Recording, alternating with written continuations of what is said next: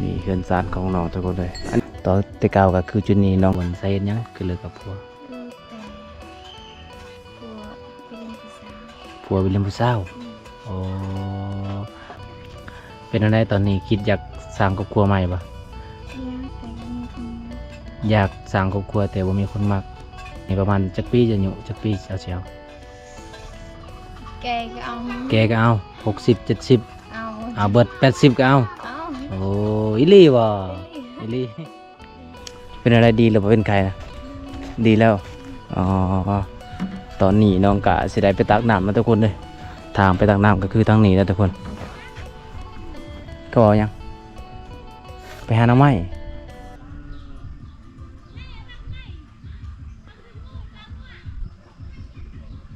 เป็นอะไรสิไปหาหน้ำไม้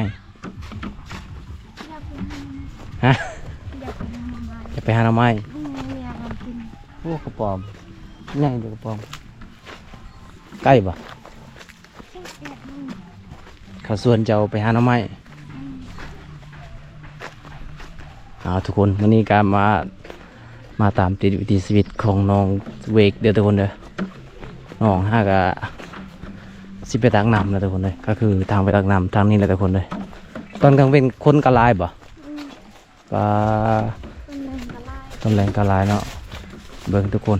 นี่คือบรรยากาศตอนเที่ยงเลยทุกคนทางตักน้ำก็คือทางนี้แหละทุกคนโอ้อากาศเย็นอยู่นี่ต้นไม้ลายแถวนี้ทุกคนเลยปุ๊บทุกคนทางนั้นก็คือเขาเจ้าก็กำลังสิตักน้ำอาบน้ำแล้วทุกคนเลยจุดนี้คือจุดที่ในหมู่บ้านอาลองเขาเจ้าจะมาตักตลอดทุกคนเด้อเห็นบ่มันกับทางนี้คือบ่ให้ทางเลยกาดเพื่อน้ำนี่แหละถ้าว่าเขาทางต้นไม้มันก็สิบอกแล้วทุกคนเลยเอาตอนนี้น้องก็สิได้กลับบ้านแล้วทุกคนเลยน้ำที่น้องตักกับบ่ได้ไกลพอใดเนาะเสาเวกเนาะบ่ได้ไกลเลยก็คือบ้านน้องก็คืออยู่พุ่นทุกคนแต่มันจะมีน้ำที่น้องตักก็คือจุดนี้โลดก็ประมาณอยู่30 เมตรนี่แหละจะมาที่ใส่กี่นี่ ส่วนมัน มาที่สวนมันอ๋อพอดีเจ้ามาคอยก็มาหอกคือกันเนาะน้ำที่น้องตักใส่ขนาดทุกคนเลยเพราะว่าทื่อนี่ก็เพื่อสิกินเลยมันเย็นหลายโอ้กกอันนี้เป็นกกลำไยผู้ใดนี่ มันใหญ่ บ่แม่นลำไยเจ้า มัน เออฮ้อนหลายเลยทุกคนเลยมื้อนี้ใช้น้ำกระตุกแม่มานำมันแซ่บบ่น่ะ ฉัน ฮะ ไม่ไปให้ยายรัดมือให้ใช่ ยายน่ะ ไปคนชนบุรี ยายจุเลย พวกกูมาไปหามุลาซื้อให้ซื้อคือไหนที่น้องไรเอากูก็อยากคือ เออ ไม่ใช่ จักทาเบิ้ง ไอ้กี่มันได้นี่คนอยากไปยายใช่ไหม ไปเลย ไปยายปึ้งตัวลงกระยาคือ เออ มันก็ไปเป็นที่ว่าเดินไปก็เป็นหำหยับองแบบดึก พอจุเลย ก็ยายปึ้งดิ เออสิเป็นยายปึ้มอ๋อซื้อเจ้ากับอยู่น้ำพัวเจ้าอ๋อปุ่มสมานโคเขาเข้าบนเนาะ โอ้ยว่าก็ปิดแล้วทุกคน มันเด็ดแห้งก็เลยว่าปิด สมานโคของน้องก็คือเจ้ายุดยังอยู่ในบ้านพัวแล้วทุกคนเลยแต่ว่าตอนนี้ในบ้านน้องแท้ๆนี่ก็คือแบบบ่มีซื้อน้องอ้าวทุกคนเลย ข้าเห็นในบ้านวิลกี้ ยินเลย วิลรูป ตะเบินเลยนี่ทุกคนอันนี้เป็นเฮือนซานบ้านซองของสาวเอกเด้อทุกคนเด้อน้องฮากาดีน้อยหนึงแล้วทุกคนเลยเห็นน้องกาดีใจทุกคนที่น้องกา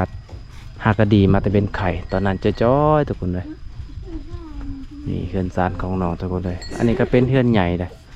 ทางนั้นก็เป็นเฮือนครัวแต่งอยู่ครัวกินกับทั้งนั้นแหละอันนี้เป็นเฮือนครัวของสาวเอกเด้อทุกคนเห็นบ่ป้าทางนั้นก็เบิดแล้วทุกคนอันนี้คือเฮือนครัวของสาวเอกเด้อทุกคนนี่เห็นบ่เป็นเฮือนครัวของน้องแต่เก่านะตอนแต่เก่าก็คือจุดนี้น้องที่ดังไฟทุกคนเลย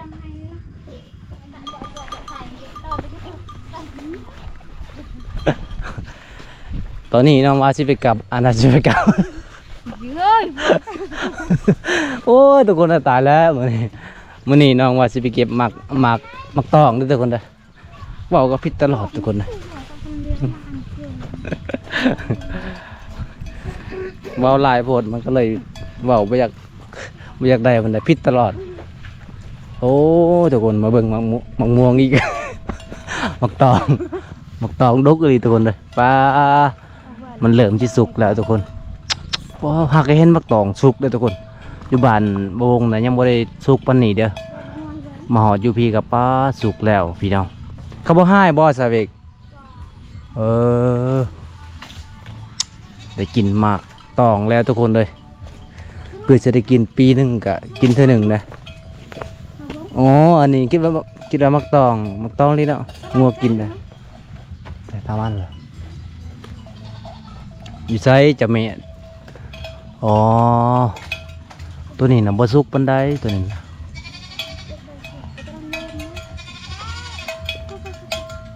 บ่ใหญ่เนาะหมักตองนี่เนาะอ๋อหมักตองนี่ทุกคนได้แล้ว3หมากแล้วทุกคนมันยังบ่ทันได้ใหญ่ทำนี่วะเอาไว้จุดนี้ก่อนทุกคนเลยได้จักหมากได้4-5หมากเนาะพอได้กินอยู่ซ้ำนี่กินลายเป็นอะไรเจ็บท้องอ๋อคิดว่ากินลายมีแห้ง คันอายนี่กินลายนี่มีแห้งนะ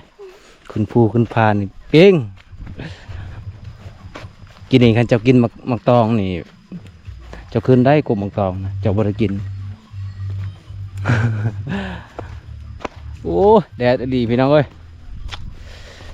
มื้อนี้ก็มาที่เฮือนสาวเมฆเด้อทุกคนเด้อฮ่าสิเมื่อยได้สิกินอยู่ไสเก็บมักเพชรอีก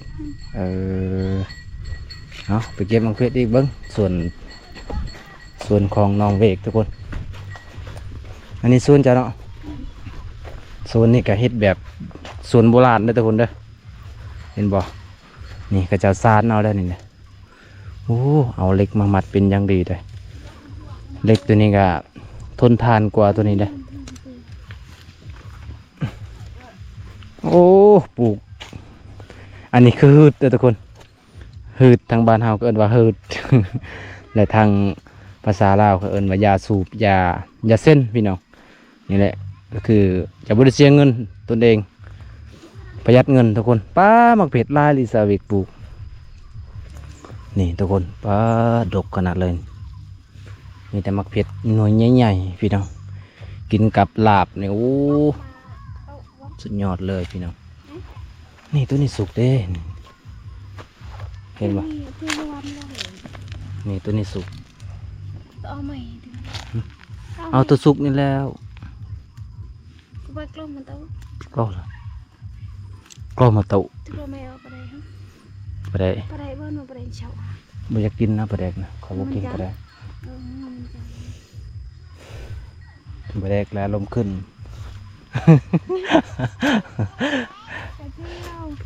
นี่โดนปลาเจ้าค่ายบ่พูดแล้วกับเจ้าสิค่ายเอาไว้กินเอง น้องว่าเบิร์นคือภาษา คือภาษามังกรภาษาส่วนเผ่าของน้องได้ทุกคนเด้อพอแล้วสำนันนะโอ้คันมีลาบงัวนี่คักพี่น้องเลยกินกับลาบโอ้มะเผ็ดอ่อนๆพี่น้องอันนี้คือมะเผ็ดบานเฮาหรือบ่มะเผ็ดวีดนะทุกคนเด้อมะเผ็ดอันนี้คือเผ็ดขนาดเลย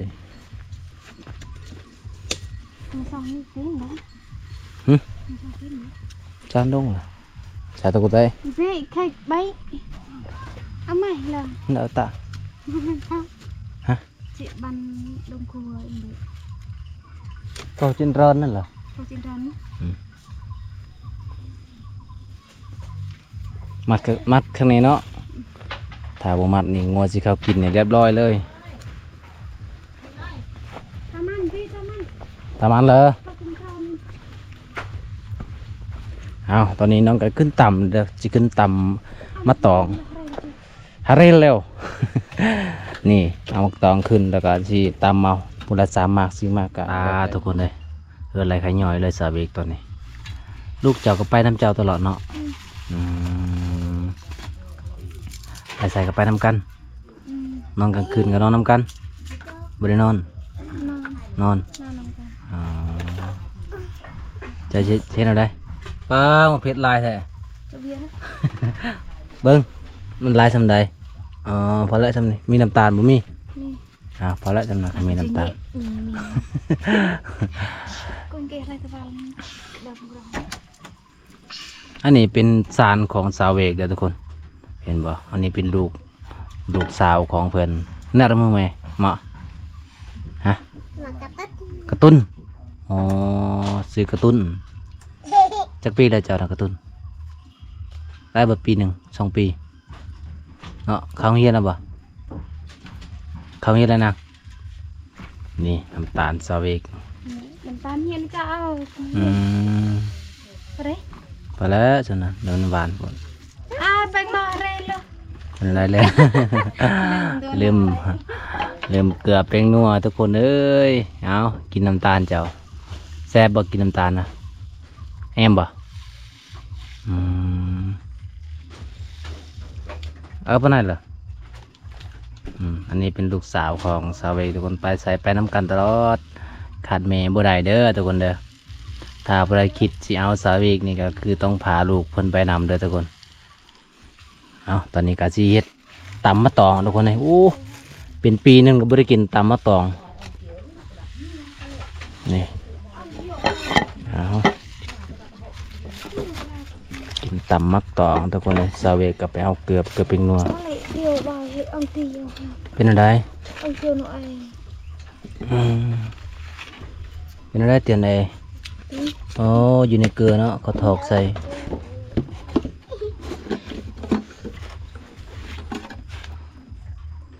ย่างหนับเป็นนัวอ๋อเป็นนัวตำวันนี้ทุกคนเลยมันห่อนหลายแต่ว่าอยู่ในเย็นเลยเพราะว่ามันก็มีต้นไม้ทางพุ่นทุกคนเลยเห็นบ่ต้นไม้ทางพุ่นต้นไม้ใหญ่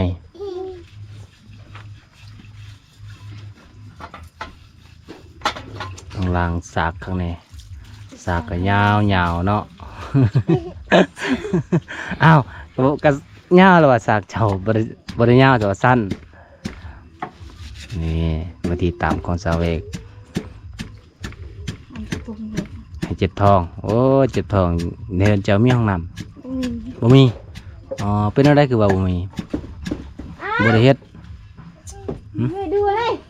บ่ได้เฮ็ดบ่ในหมู่บ้านเจ้านี่เขามีหมดบ่บ่มี เราไปเอาอะไรโรง คันสมมุติว่า ทำดูเถอะ ผู้ว่าฝั่งไทยสิให้เจ้าเฮ็ดให้เจ้าเฮ็ดได้บ่ห้องน้ำน่ะเฮ็ดได้ปลาตามได้ดีเด้อหน่อยจังหน่อยก็ดอนเข้าตาจังหน่อยแล้วบ่มีผู้บ่าวเด้อหน่อยก็บ่มัก ตาบอด คันตาบอดนี่บ่มีไผมักเลยเนาะขนาดซ้ำนี่ก็ยังบ่มีไผมักแล้วทุกคนเลย จ่าดอ เป็นอะไรเจ้าจังมากบ่เจ้าสิตามจังมาก2 มาก3 มาก4 มากเนาะตัวหมากน้อยๆขึ้นหมากใหญ่ๆก็สิเอา3 มากก็พอละโดนแล้วบ่ได้ไปยามน้องแต่ไปหาน้องบ่สบายตอนนั้น ลงมาพี่ย้อมมึงคิดอีจ่าดอ อ๋อตอนนั้นก็บ่คิดเลยอยากกินข้าวเนาะ จังหวัดหาปูบวชขึ้นมันนี้ นี่ คืนดา ตายจ้ะ ตะวัน กวนไว้เหรอ ตะวันพระมาย่อยจางเนี่ยไม่ใช่นะเราออกเนาะ เอาวดบ่ได้เขาให้คลำเขาให้คลำบ่นอนตัน ตัด นอนตัน เอาเอาตัดนี่ เขาให้กินส้ม แต่เจ้าอดบ่ได้ เตียวแล้วนะไฟจ่า อ๋อ ตัดเอาแนวรู้แต่นั้น มักเผ็ดกับเขาให้กิน แต่เจ้ายังอยากกินมักเผ็ด อยากกิน โอ้อดบ่ได้เนาะ คันบ่มีผู้บ่าวนี่อดได้เนาะ ขนาดบ่มีผู้บ่าวยังอดได้แต่ส้มนี่อดบ่ได้อีหลีเห็นหมู่กินแล้วน้ำลายเฮยโดด อยากกินอยากกินเนาะคันกินข้าวกินส้มเนี่ยจะได้จะกินก่อน กินชมก่อน กินส้มก่อน ข้าวกับส้มน้องว่ากินส้มก่อน สมมติว่ามีถ้วยหนึ่งเนี่ยมีส้มถ้วยหนึ่งแล้วมีข้าวกินส้มก่อนเนาะอืมคือของหมักสาวเอกคือส้มเด้อทุกคนเด้อนี่ หมักเดี๋ยวลก ระวังได้นั่นตกได้สากจะตก ตีตก คายบ่สากจ้ะนะ คายบ่คายอาจจะซื้ออาจจะเอามื่อยืน คักขนาดพี่น้องไม่ยังนี่สวิ นั่งรัดเธอ เทยบ่โอ้เป็นไม้ดูเด้อพี่น้องเอ้ยอันนี้ยังบ่ทันได้เป็นแกนเลยนะเป็นแกนหรือบ่โอ้เป็นแกนแล้วเนาะแกนไม้ดูเด้อพี่น้องหนักขนาดตอนนั้นคือราคาไม้ดูมันก็แพงช่วงนี้นะเวียดกับบ่ได้ซื้อปานใดแหละ2 หมาก บางทีว่าเอาเลยสัมภาระมีโปรเลยสัมภาระ 2 หมากเลยเนาะ มันเบิ่งที่คอยไทยนี่ กินนี่เจ้าก็กินส้มบ่ บ่ บ่ได้กิน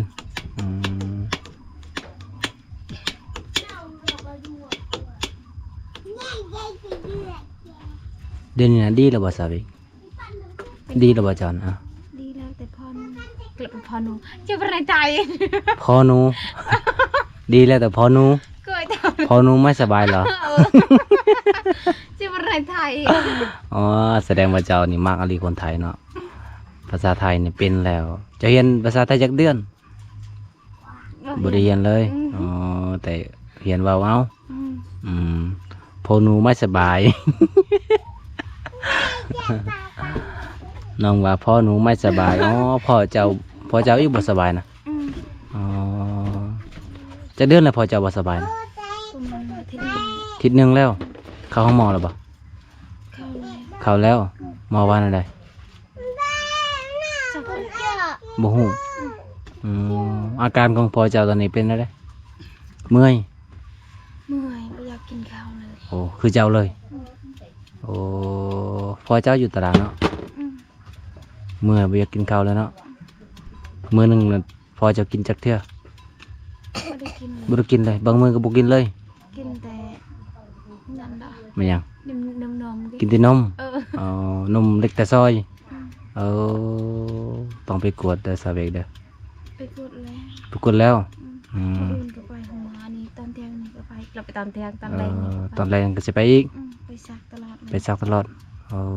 น่าสงสารหลายทุกคนเลย หลังจากน้อง โอ้ย เป็นอะไร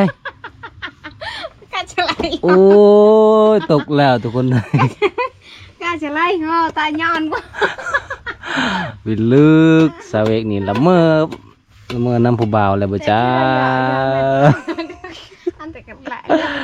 วิลึกอะไรตกติดคกเลยทุกคนเลย แล้วแรกเจ้าเฮ็ดค่านี่ไม่ค่าสิดาและเจ้านะก็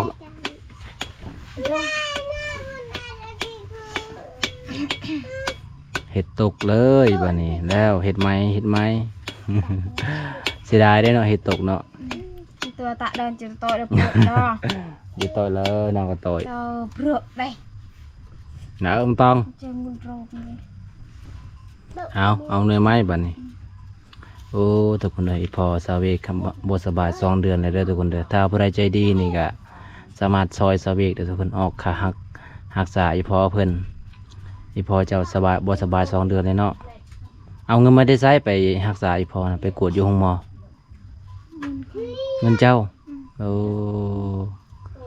เงินเจ้าตอน FC เอาให้น่ะบ่เออจักล้านไปตอนไปนะจักล้านแล้วจะไปกวดนะไปกวดได้พอเจ้านะ 300,000คือ 300,000อ๋อตอนแรกก็ไปอีกเสียอีกเอาทุกคนเลยอีพอของน้องบ่สบายเด้อทุกคนเด้อแต่ว่าอีพอเพิ่นอยู่ตารางแต่ว่าบ่วงก็บ่ได้ถ่ายถามที่น้องนี่แหละน้องว่า2 เดือนแล้วไผพาไอ้พอเจ้าไปกวด หน้าบ้านโอเค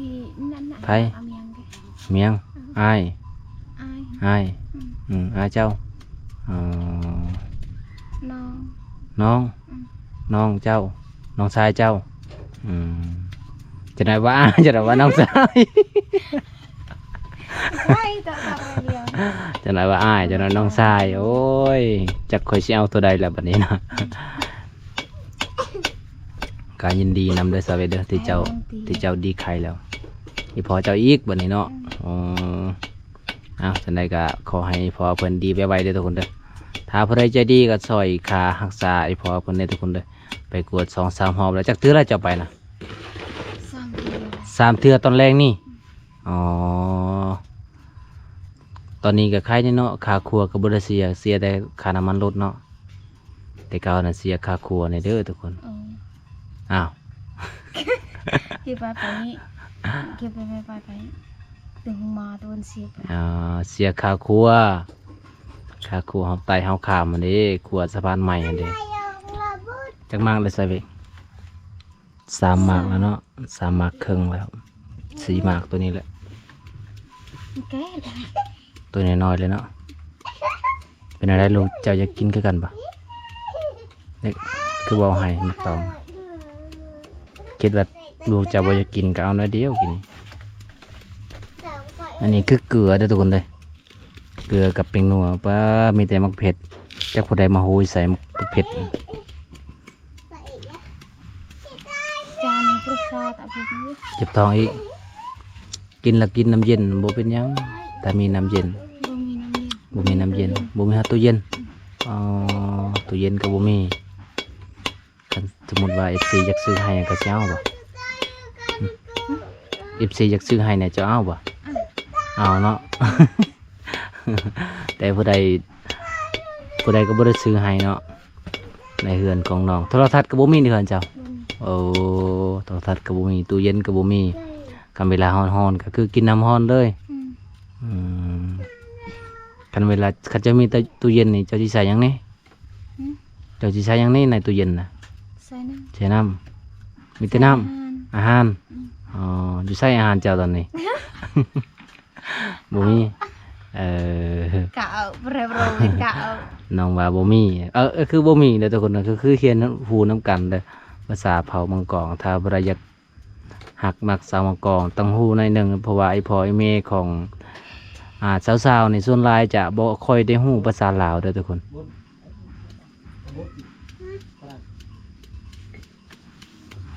เอาจักต่อ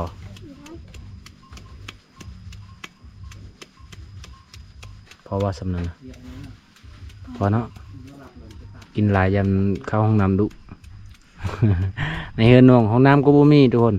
ห้องน้ำก็บ่มีตู้เย็นก็บ่มีเวลาจะไปสมมติว่าจะปวดท้องนี่ไปทางใดเข้าป่าเล่นทางนี้รถเวลาปวดท้องปวดอะไรยังนี่โอ้ทุกคนเลยน้องเล่นเข้าป่าเราสบายเลยบ้านน้องอยู่แถวป่านี่ทุกคนติดกับแคมป์ป่าตามเข้าไปตอนนี้มักต้องก็ยังบ่ทันได้สุกปานใดเลยทุกคนมันยังแบบสีแข็งอีกเข้าเดือน6ไปเดือน6นี่ก็เริ่มสิสุกแห้งแล้วคำมันสุกหวานบ่มักตองนี่นะเพราะอะไรยังเอาก็เอาบ่มักตองตัวนั้นนะก็บ่ให้ในหมู่บ้านเจ้านี่ลายมักตองเนาะกลุ่มมักตอง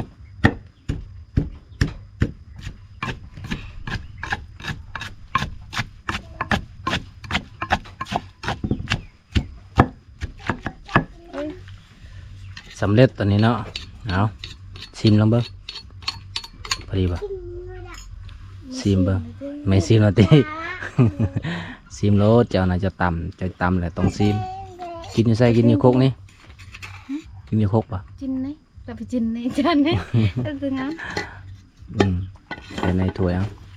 ไปให้ลูกจะเนี่ยลูกจะว่าจะกินทำไมอีกถ้วยจะตะบันเลยเอา เราไปจ้าก่อนไอ้จ้าลง ไปกินนี่อันนี้ก็ลูกสาวเพิ่น2 คนเพราะว่าลองกินแล้ว พวกตั้มเลยดูหลอกผม เอาทุกคนมากินน้ำกันทุกคนเด้อเอิ้น FC นะสาบิมาเด้อ FC กินตำมักตองนี่ทุกคนแซ่บๆน้ำกันโลดเบิ่ง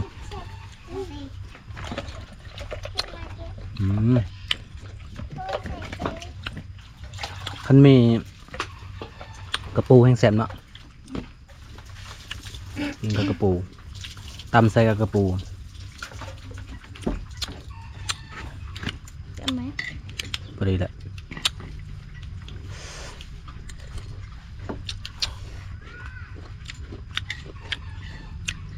จะกินรวมทีแต่ก็อันนี้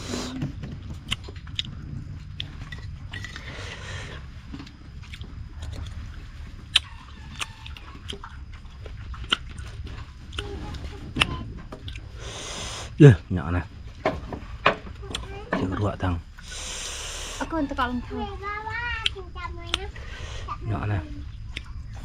trời bơi thật tôi sập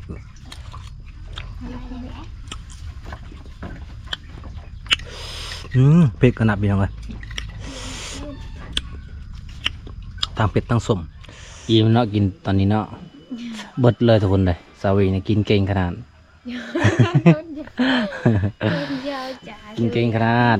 ตำโคกหนึ่งเบิดเลยทุกคนเลยแซ่บอีหลีจะตำเนาะ แซ่บก็กิน บ่แซ่บก็กินเนาะตามภาษาบ้านเฮาก็คือแบบกินส้มตำกับแบบธรรมชาติเอาทุกคนเนาะบ่ได้ต้องการอหยังหลายก็คือมีมักตองกับใส่เกลือเป็นนัวกับตามกินเลยทุกคนเลยจักปีเลยลูกเจ้านี่ คนหนึ่ง5 ปีคนหนึ่ง ผู้เอ่ยนะ5 ปีผู้น้องน่ะ3 ปี จักเลย อ๋อบ่ฮู้เลยสาเหตุอิหยังที่เลิกกับผัว FC ถามว่า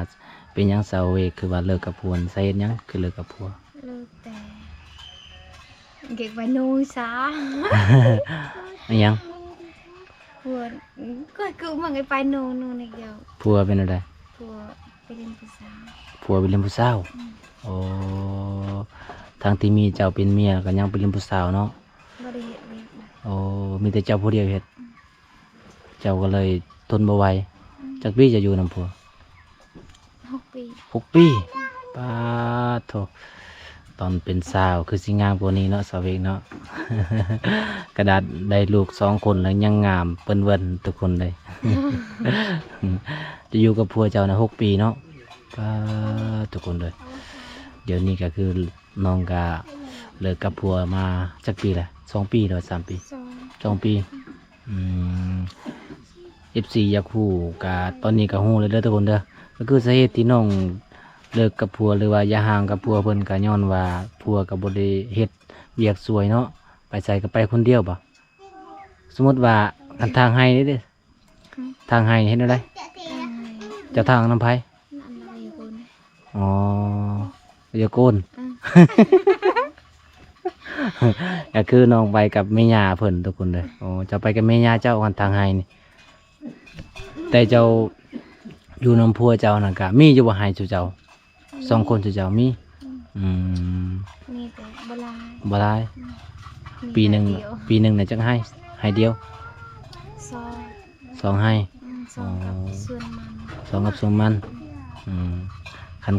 ขายมันได้เป็นอะไร ใคร มี เนี่ย ผัวเจ้าแบ่งอยู่บ่เงินน่ะบ่เห็นเลย บ่เห็นเลย ป่าเอาไปใส่เบิดไปเปย์ผู้สาว ไปเรียนผู้สาวใส่ ลิมผู้สาวจะเห็นบ่เรานอกใจเจ้านะเห็นในโทรศัพท์หรือว่าเห็นอะไร โทรศัพท์ก็เห็น โทรศัพท์ก็เห็นตัวจริงก็เห็นเป็นลิมผู้บ่าวผู้สาว ผู้บ่าว เป็นลิมผู้บ่าวโอ้ยทุกคนเลยน่าสงสารหลายทุกคนเลยเห็นสาวเวกกับอีผัวเพิ่นก็นอกใจเพิ่นก็เลยอยู่บ่ได้เนาะทนบ่ไหวเนาะก็คือทุกอย่างก็ยากแต่ว่ามาอยู่เฮือนอีพ่ออีแม่ดีกว่าเนาะ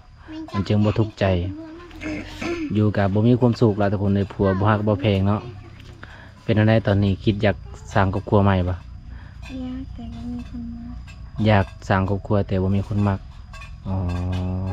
การสมมติว่ามีคนมักในเจ้าจะเอาคนฟังได้ฟังลาวหรือว่าฟังไทยเจ้าสิมักนะ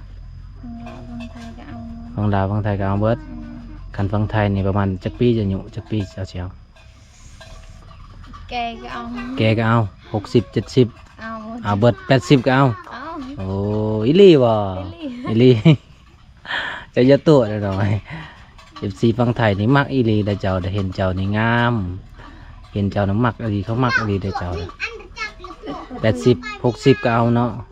คะแนนก็ฮักกับเพลงเจ้าบ่เฮ็ดคือผัวเจ้าที่ผ่านมาเนาะอืมอยู่แล้วมีความสุขเนาะ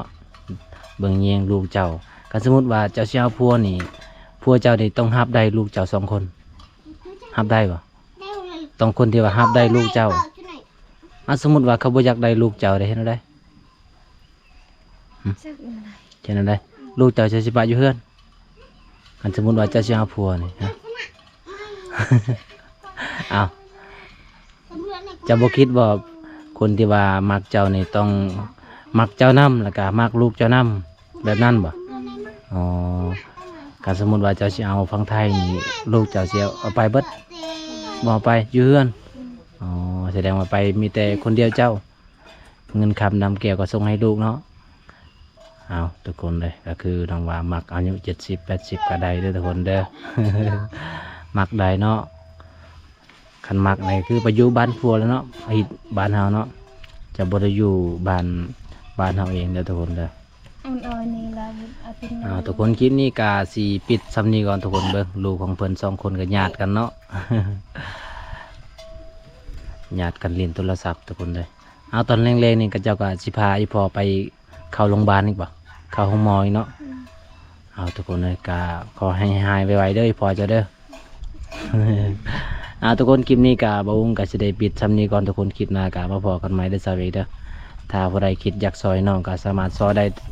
เพราะว่าอีพ่อเพิ่นก็บ่สบายทุกคนเลยเอาคลิปนี้ก็ปิดไว้เท่านี้ก่อนเนาะสวัสดีเนาะเอาทุกคนบ๊ายบายสวัสดี ทุกคนคลิปนี้กับบวงกับสิได้ปิดไว้เท่านี้ก่อนทุกคนคลิปหน้ากับมาพอกันใหม่ว่ามาเบิ่งน้องเวกกับน่าสงสารหลายทุกคนเลยน้องกับไอพ่อเพิ่นกับบ่สบายหลังจากน้องเข้าห้องหมอแล้วก็คือน้องกับสีคล้ายๆเนี่ยทุกคนก็ดีเนี่ยหลังจากนั้นก็คืออีพ่อเพิ่นอีกเป็นทุกคนคลิปนี้ก็ขอฝากไว้เด้อทุกคนเด้อขอฝากไว้ FC ทุกคนครับชมคลิปต่อไปทุกคนกับผู้ใดคิดสงสารน่าเอ็นดูสาวเวกก็สามารถหาบวงได้ทุกคนเลยกาบวงก็จะเฮ็ดเต็มที่ซอยน้องทุกคน ก็มากะบุญอย่างที่จะซอยน้องก็คือให้ FC ได้รับชมน้ำกันนี่แหละทุกคนเลย